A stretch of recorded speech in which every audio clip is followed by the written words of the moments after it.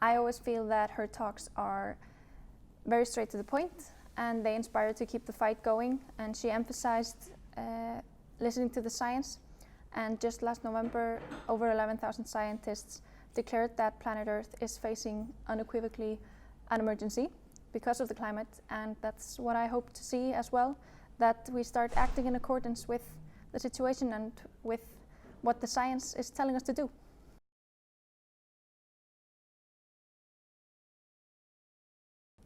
There's been so much going on, but what I spotted was talk about future and legal framework.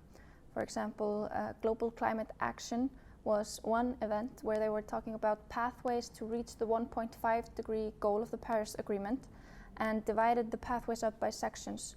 So transport, industry, and etc. And actions on how you reach the goal with these sections in mind.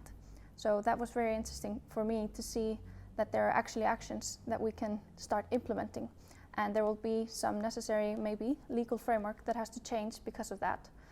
And the IPCC event was also interesting in that there are some legal frameworks and regulations that might be promising to solve the problem of climate crisis.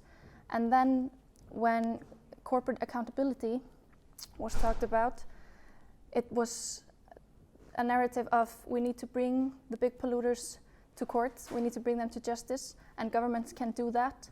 So there was a lot of legal action talked about that day, which is very interesting to me, being a law student.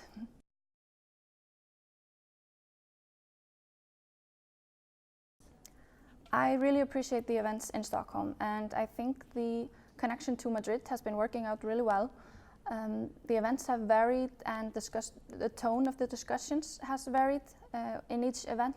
For example, the event on Monday that young people and ministers were part of was maybe a bit more positive than the next event, where there was actually discussions on droughts and the effects that it's already having on people all over the world. So it's interesting, and there are many different perspectives coming to light.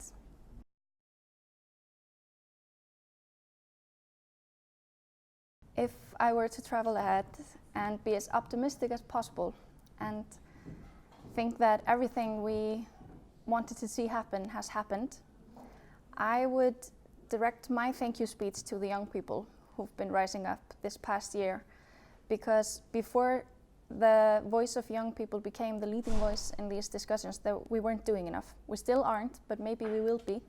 So my thank you speech would be directed at those people.